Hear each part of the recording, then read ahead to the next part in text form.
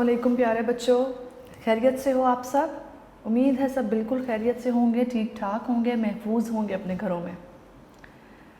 आज हमने एक बहुत ही प्यारी सी पोएम पढ़नी है। मुझे बहुत पसंद है ये poem. Why? Because I can relate myself to the poem. हुआ कुछ यूँ था, once I went to a park for a morning walk. और पार्क में ज़्यादा रश नहीं था और मैं वहाँ पे वॉक कर रही थी। कुछ देर बाद, थोड़ी वॉक जब मैं कर रही थी, उसके कुछ देर बाद मुझे किसी के होली कुरान की कुछ वर्सेस की कोई तिलावत कर रहा था और उसकी आवाज़ मेरे कान में पड़ी। सुबह सुबह का वक्त था, बहुत खामोशी थी, सिर्फ़ परिंदों की चहचहाहट की आवाज़ थी, हल्की हल्की सी धुन थी और बहुत ही खूबसूरत मंज़र था। पार्क था, ग्रीनरी थी, नेचर थी all around me.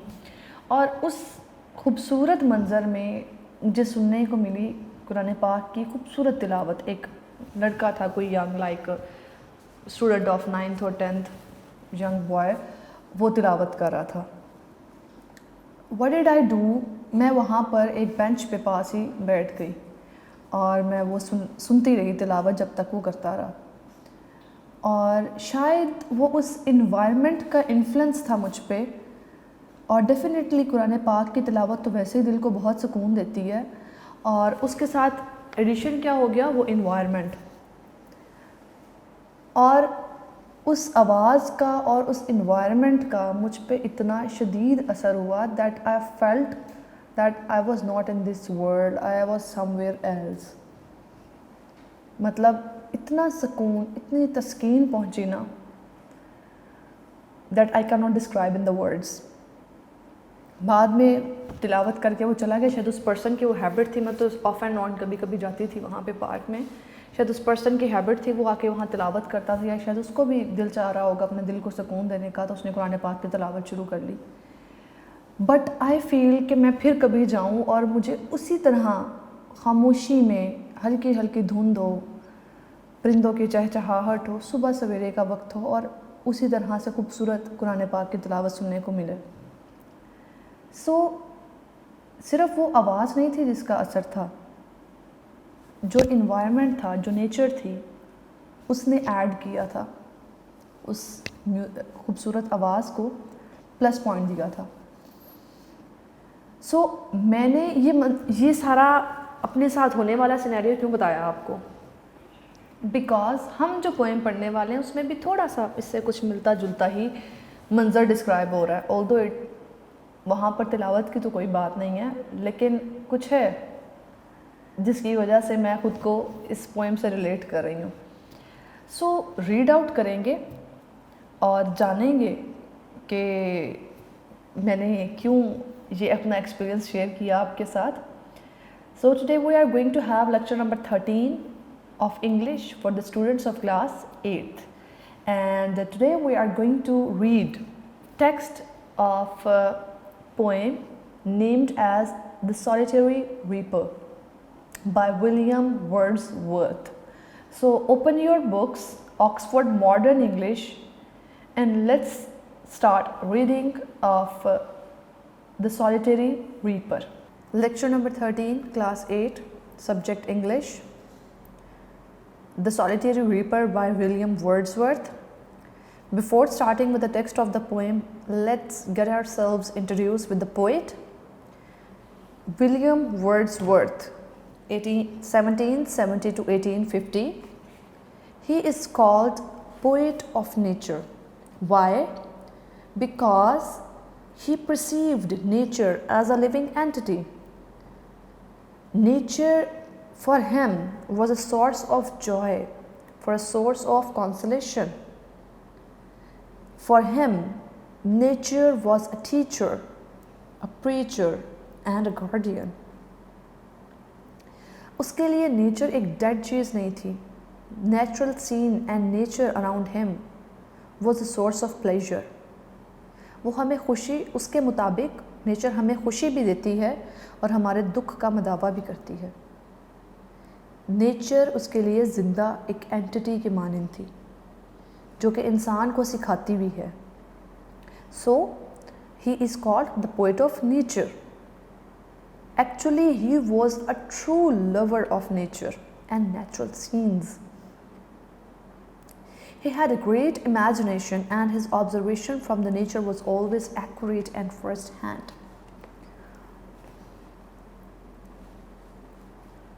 So, let's know something about the poem. कि poem किस बारे में है? In this poem, the poet tells us the story of a lovely Highland girl. Highland girl means some girl who lives in mountainy areas, who is working in a field and singing a song. He is deeply impressed by her song and remembers the melody of her song even after he has left the place. एक लड़की है highland girl जो कि फसलों में काम कर रही है, फसल को काट रही है, बांध रही है और साथ में गाना गा रही है. अब जो पोएट है वो उसके गाने से बहुत ज़्यादा इम्प्रेस हुआ है कि उस गाने ने और उस सीन ने उसके ऊपर एक इम्प्रेशन छोड़ा है, बहुत strong impression. He can not understand the language of the song but the sad beauty of her voice goes straight to his heart. वो कहता है कि मुझे नहीं पता कि इस लैंग्वेज में गाना गा रही है, बट उसके जो सैड टोन है वो पोएट के दिल तक पहुंच जाती है. The atmosphere of the poem and the song of the girl as a part of the beauty of nature leaves a lasting impression on the mind of the poet. जो atmosphere है और जो गाना है लड़की का, उसने उस पोएट के दिलो दिमाग पे ना ख़त्म होने वाले नकूश छोड़े हैं. सो आई होप कि आपको समझ आ गई होगी दैट मैंने अपने साथ होने वाला वो एक्सपीरियंस क्यों शेयर किया. In my case there were verses of Holy Quran and a beautiful natural scene. Here there was some tune, some melody with natural scene. अब relate तो हो रहा है ना.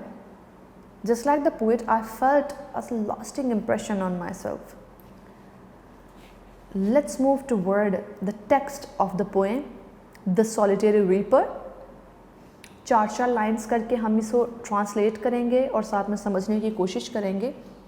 Afterwards, we'll move toward MCQs and summary and all that. First of all, behold her. Behold होता है देखो, to see. Meanings लिखते जाइएगा ताकि आपको ठीक से समझ आ जाए. Single in the field. वो खेत में तन्हा है. Yon, solitary highland lass.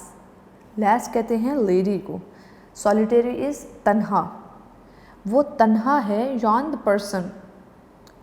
That person thing जो वहाँ पर मौजूद हो. So yon solitary highland lass के highland mountainy areas में रहने वाली एक खातून है वहाँ पे तन्हा खेत में. Reaping and singing by herself. वो काट रही है फसल को और गा रही है. Stop here और gently pass. पोएट क्या कह रहा है, या यहाँ रुक जाओ या खामोशी से गुजर जाओ. So in these lines the poet tells us about a young girl of Scotland. He tells us to look at the girl who is reaping grain and also singing a sweet song. He advises the passerby to stop short and listen to her song or pass very silently by her so that she is not disturbed. Moving forward, alone she cuts and binds the grain. वो अकेली काटती है और बांधती है अनाज को and sings a melancholy strain. melancholy होता है sad, दुख भरा. strain कोई धुन, so यहाँ पर song. Oh listen for the vale profound. vale profound यानी गहरी वादी is overflowing with the sound. Poet कह रहा है वो देखो ये जो गहरी वादी है वो उसकी आवाज़ से गूंज रही है, भरपूर है. ओवरफ्लोइंग होता है कोई चीज़ जब मुंह तक भर जाए और छलकने लगे. सो ओवरफ्लोइंग विद द साउंड कि ये गहरी वादी उसकी आवाज़ से, खूबसूरत आवाज़ से भरपूर है. The poet says that the highland girl cuts and binds the grain in bundles. She is also singing a sad song. She is very busy in her song as well as her work. The poet once again advises the passerby to listen to her song He says that the whole deep valley is echoing with her sweet song. The whole tale is listened to her sweet song. पूरी जो वादी है वो उसकी खूबसूरत आवाज़ को सुन रही है और उसकी आवाज़ से भरपूर है. We should also listen to her song and enjoy it. Moving forward, now in these lines, the poet will compare the voice of the girl with that of nightingale. बुलबुल के साथ पोएट उस लड़की की आवाज़ को कंपेयर करेगा. We can say that though he was so much fascinated by her voice, and definitely it was the effect of scene as well. जिस scene में वो खड़ा था, जो सराउंडिंग थी, उसका भी इफेक्ट था.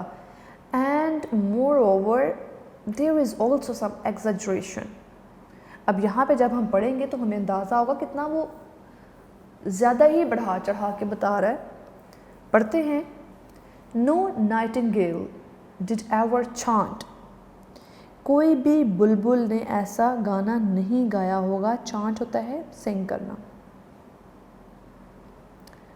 मोर welcome notes to weary bands, यानी थके हुए कारवां के लिए इससे ज़्यादा खूबसूरत गाना किसी ने नहीं गाया होगा. नाइटिंगेल ने, बर्ड ने नहीं गाया होगा. Of traveller in some shady haunt among Arabian sand, यानी अरब के सहराओं में किसी शेडी जगह पर ठहरे हुए कारवां के लिए भी किसी बुलबुल ने इतना भरपूर, इतना खूबसूरत, खुशामदीद करने वाला गाना ना गाया होगा. So, in the lines, the poet compares the song, the voice of the girl, to that of nightingale. किससे compare कर रहा है? Nightingale. Nightingale is considered a sweet voiced bird. समझा जाता है कि nightingale जो है एक sweet voiced bird है. The poet says no nightingale has so far sung a melodious a song as that of the singing girl. Poet को लग रहा है भाई कि उस गर्ल से ज़्यादा स्वीट सॉन्ग तो बुलबुल ने भी कभी ना गाया होगा.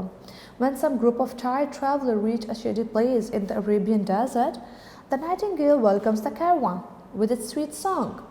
When a tired caravan reaches any oasis or shrubby areas, the nightingale welcomes it. The poet says that the voice of the singing girl is rather sweeter than that of nightingale.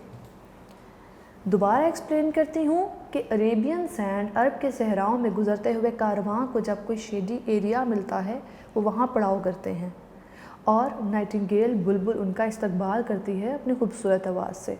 So here the poet is saying कि उस लड़की की खूबसूरत आवाज़ उस Nightingale के गाने से भी ज़्यादा खूबसूरत है. Moving forward, a voice so thrilling never was heard. इतनी पुरजोश आवाज़ किसी ने कभी ना सुनी होगी. इन spring time from the Kuku bird, कि कोयल की बहार में भी आवाज़ जो होती है उतनी खूबसूरत नहीं होती. Breaking the silence of the seas among the farthest Hebrides. वो कहता है उस लड़की की आवाज़ इतनी खूबसूरत है कि वो समुद्रों की खामोशी को तोड़ती हुई दूर दराज हेब्राइड के जजीरों तक जा पहुँचती है. The lines show a comparison between the song of the girl and the song of cuckoo. He says that such a sweet voice was never heard from the cuckoo even in the spring season. The song of the cuckoo is always very sweet, but the voice of the girl who was singing was sweeter than the cuckoo's. The voice of the girl was so sweet that it broke the silence of the seas of the far-off island on northwest coast of Scotland. आगे बढ़ते हैं. Will no one tell me what she sings? वो कह रहे हैं कि मुझे कोई नहीं बताएगा. It means I do not understand. What does she sing? Perhaps the plaintive number flow. शायद कोई दुख भरा कोई गाना गा रही है. Plaintive होता है sad. For old unhappy far off thing. शायद कोई दूर दराज, कोई दुख वाला, कोई पुराना वाक़या वो याद कर रही है. एंड बेटर लॉन्ग अगो, या कोई पुराना, किसी पुरानी जंग की याद में वो गाना गा रही है.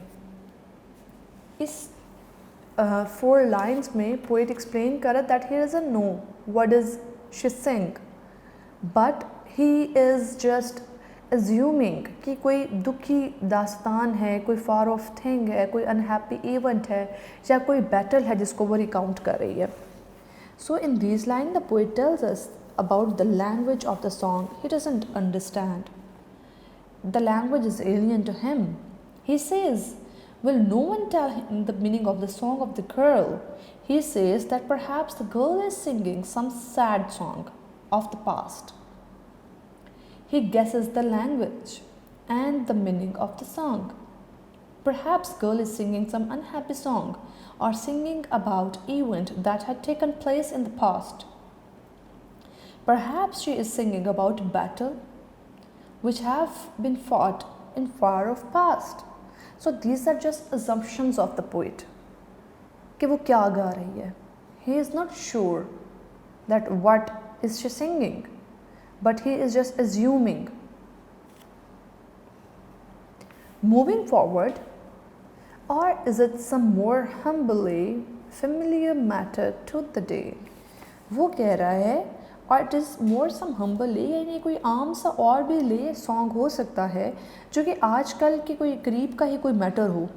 सम नेचुरल सोरो, कोई फितरी दुख, लॉस, नुकसान और पैन और दर्द that has been and may be again, जो कि जिससे वो शायद गुजर चुकी है या वो दोबारा हो सकता है. These lines are also an expression of the ununderstandable language of the song. The poet again guesses at the theme. Perhaps she is singing a simple song on some ordinary matter of the present age, but she is singing simple sorrow or loss or of some misery. Maybe she is singing for some heartbroken event, the incident of loss or pain. So in these 8 lines, he is just assuming different topics of the song. He is actually not sure of anyone. Moving forward to the last passage, whatever the theme the maiden sang, अब वो कह रहे हैं जो कुछ भी वो गा रही है, जो कुछ भी उसका मौजू है गाने का, as if her song could have no ending. I saw her singing at her work. As if it means he want कि कभी शायद उसका गाना जो है इतना खूबसूरत है कि कभी ख़त्म ना हो. I saw her singing at her work.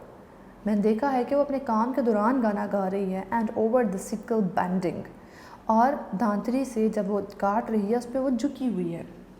The lines also show that the poet did not know the theme of the song. He says, whatever theme she sang, irrespective of that, it seemed that the song of the young girl would not come to an end. The poet says that he saw the girl busy at her work and also singing while she reaping with a sickle. I listened, motionless and still. मैं बेहिसो हरकत वहाँ खड़ा रहा और सुनता रहा. And as I mounted up the hills, जैसे जैसे मैं hills पे पहाड़ियों पे चढ़ता गया, दूर होता गया, the music in my heart I bore, long after it was heard no more. कि वो जो म्यूज़िक था वो मेरे दिल में उतरता चला गया और उसके बाद मैंने कभी उतना सुरीला गाना नहीं सुना. There are the concluding lines of the poem. The poet says, the first he listened to her song, standing still and motionless. But as he mounted up the hills of Scotland, the tune of the song was so sweet that it struck the heart of the poet. He was so impressed that he carried the melody of the song with him long after the song was ended by the girl. यानी कि जब गाना वो गा चुकी, she had finished, but उसकी जो आवाज़ है, उसका जो इम्प्रेशन है, that was never ending, और वो पोइट के दिल में उतर गया. Actually, the poet, being a poet of the nature, was profoundly impressed by the natural scene. He remembered the song for its natural melodious effect. कि जो नेचर का अफेक्ट था उसके ऊपर और एक नेचुरल सीन था जिसको क्रिएट नहीं किया जा सकता, जिसको किसी ने किया नहीं है, उसका इम्प्रेशन था उस पोइट पे. So this was all about the poem. Now you can relate myself with the poem, as I have told you one of my experience. G, let's move toward the summary of the poem. Summary is so easy if you have understood the poem. Poem अगर समझ आ गई है, there is nothing difficult in the summary. The poem, The Solitary Reaper. Reaper वैसे क्या होता है? Reaper is someone who cuts the crop. Has been written by William Wordsworth. Now student, be careful about the name of the poet. Many of the students of this class make mistake, like they write words separately and worth separately. Wordsworth, ये two words है, एक name है William Wordsworth. William एक, Wordsworth दो. सो दो words आते हैं एक नेम में, लेकिन बच्चे क्या करते हैं, इसको तीन में सेपरेट कर देते हैं, विलियम फिर वर्ड्स फिर वर्थ. नो, आपने जिस तरह से यहाँ पर लिखा गया है एग्जैक्टली ऐसे ही लिखना है. Who is called the poet of nature? Why was he called poet of nature? I have told you, because for him nature is not dead, it is a living entity. It can correspond, it can console, it can give you joy. So nature is living entity for the poet, and he is called poet of nature because he was so much fascinated by the nature. The poet happens to pass through a fertile and green valley. एक ज़रख़ेज़ और सरसब्ज़ वादी से गुज़र होता है poet का. He sees a young maiden in the green field. सरसब्ज़ खेतों में उसे एक नौजवान लड़की नज़र आती है. She belongs to Scotland. लड़की कहाँ पर है? स्कॉटलैंड में. She is singing a sweet and melodious song. एक बहुत ही खूबसूरत मीठा धुन वाला गाना गा रही है वो. She is cutting the crop at the same time. साथ साथ वो क्रॉप्स को कट कर रही है. The poet is deeply impressed by the beauty of her song. उसकी गाने की खूबसूरती से वो बहुत ज़्यादा इम्प्रेस होता है. He does not anybody to disturb the girl while she is singing. वो नहीं चाहता कि कोई भी डिस्टर्ब करे उस लड़की को जब वो गाना गा रही है. The poet compares the melody of her voice with that of singing bird nightingale. हमने पढ़ा था ना कि वो उस लड़की के सिंगिंग ऑफ सॉन्ग को किस चीज़ से कंपेयर करता है? नाइटिंगेल से. The poet does not understand the song of the girl. वो लड़की के सॉन्ग को समझ नहीं सकता. Why? Because he doesn't understand the language. उसको उसकी ज़ुबान का नहीं पता कि वो किस लैंग्वेज में गाना गा रही है. The poet doesn't understand the song of the girl. However he guesses that the songs seems to be tragic in the nature. Tragic it means sad, दुखी है, किसी दुखी इवेंट के बारे में वो गाना गा रही है.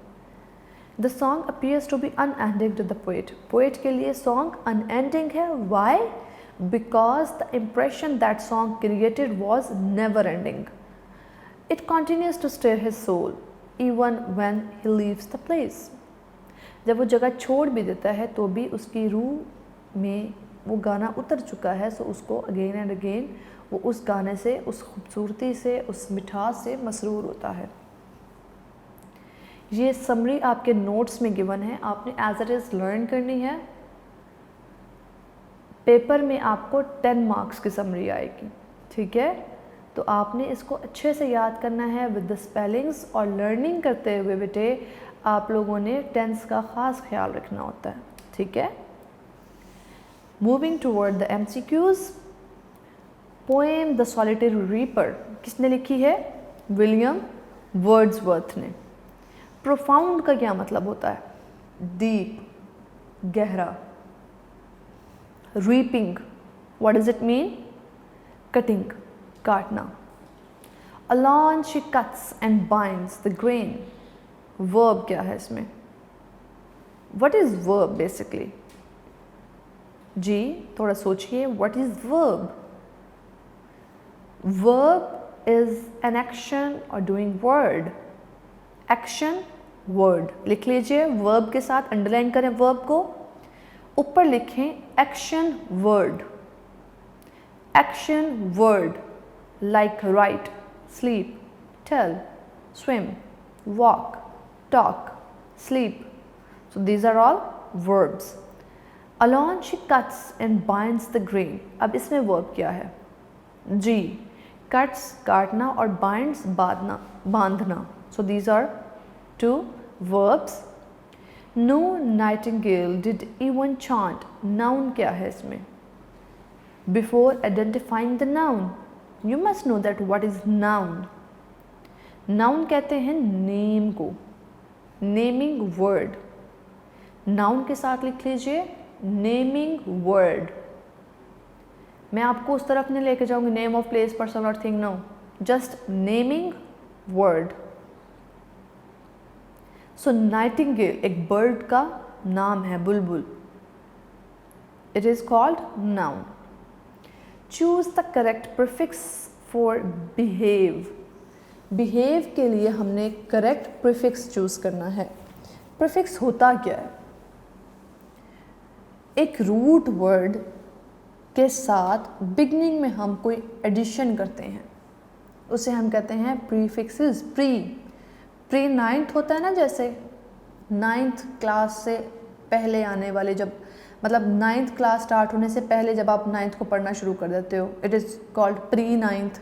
जस्ट लाइक दैट, इसे याद रहेगा आपको, पहले आने वाला.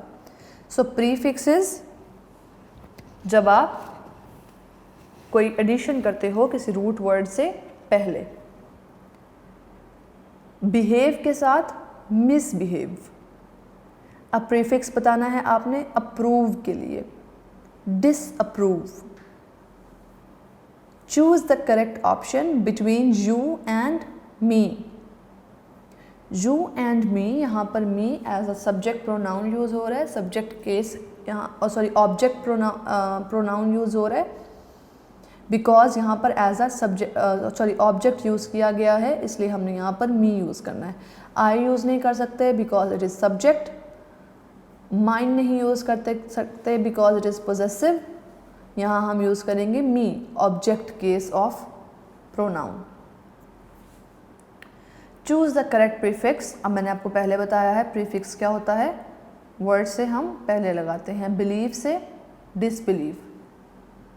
ठीक है. कंप्लीट का प्रीफिक्स क्या होगा? कंप्लीट. कंप्लीट से पहले हम क्या लगा सकते हैं? इनकम्प्लीट. ठीक है. Comfortable, uncomfortable. ठीक है. melancholy means, melancholy मैंने आपको बताया था रीडिंग के दौरान, दुख भरा. so mournful. William Wordsworth is called poet of nature. The poem The Solitary Reaper is about a singing girl. एक गुनगुनाती हुई लड़की के बारे में है ये. आगे बढ़ते हैं toward the question answers. By the use of certain words in the first stanza of the stanza, the poet conveys a sense of solitude. Solitude होता है तन्हाई. ऐसे कौन से words poet ने पहले stanza में यूज़ किए हैं जो कि तन्हाई का impression देते हैं, that the girl was alone? The use of the word like single, solitary, alone. Single अकेला, सॉलिटरी तन्हा, अलॉन अकेला. सो ये वो वर्ड्स हैं जो कि सेंस ऑफ सॉलिट्यूड यानी तन्हाई के एहसास को उजागर करते हैं, यानी the girl was alone. Who is the poet addressing when he says stop here और जेंटली पास? किससे पोएट बात कर रहा है, यानी पोएट किससे मुखातिब है जब वो कहता है कि रुक जाओ या फिर आहिस्ता से गुजर जाओ? The poet is addressing to the reader, के रीडर से बात कर रहा है. What does the poet imagine the reaper's song is about? Poet को क्या लगता है कि रीपर कौन है? द गर्ल, जो कि फसल को काट रही है, कि उसका सॉन्ग किस बारे में है? पोएट को क्या लगता है? The poet imagines that the reaper's song must be sad or about old memories of sorrow. उसे लगता है कि किसी ओल्ड पुरानी मेमोरीज़ के बारे में है, जो कि दुखी पुरानी यादों के बारे में शायद वो लड़की गा रही है. It can be about common familiar matter of routine. उसे लगता है कि शायद ये आम जाना पहचाना रूटीन का भी कोई मैटर हो सकता है. Why do you think the Nightingale song is described as welcome and the Cuckoo song as thrilling? Nightingale के गाने को वेलकमिंग और कुकू के गाने को पुरजोश क्यों कहा गया है? Nightingale song comes in the evening. Nightingale का गाना शाम को सुनने में आता है, which is a welcome relief for the wearing. यानी जब इंसान थक जाता है, उकता जाता है, तो वो एक रिलीफ के लिए वेलकम का टाइम होता है कि अब आप रात हो चुकी है तो आप सुकून कर सकते हो। Cuckoo comes during the day. कोयल का गाना सुबह सुबह आता है, urging the traveller to move ahead, जो कि ट्रैवलर्स को उभारती हैं कि उकसाती हैं कि वो आगे बढ़ें अपने मकसद की तरफ। How do we know that the reaper's song is not a joyous one? हमें कैसे पता चलता है कि जो रीपर है, जो लड़की फसल काट रही है, उसका गाना खुशी वाला नहीं है? Which word in the poem tells us this? कौन से लफ्ज़ हैं जिनसे हमें ये अंदाज़ा होता है? Words used by the poet like melancholy, plaintive, unhappy, sorrow, loss and pain tell us that the reaper song is not a joyous one. ये सब वो वर्ड हैं जो कि हमें ये बताते हैं कि रीपर का गाना खुशी वाला नहीं था। How do we know that the reaper song had a lasting effect on the poet? हमें कैसे पता चलता है कि रीपर के गाने का इम्प्रेशन ना ख़त्म होने वाला था पोएट पे? We know this when the poet says, "The music in my heart I bore, long after it was not heard."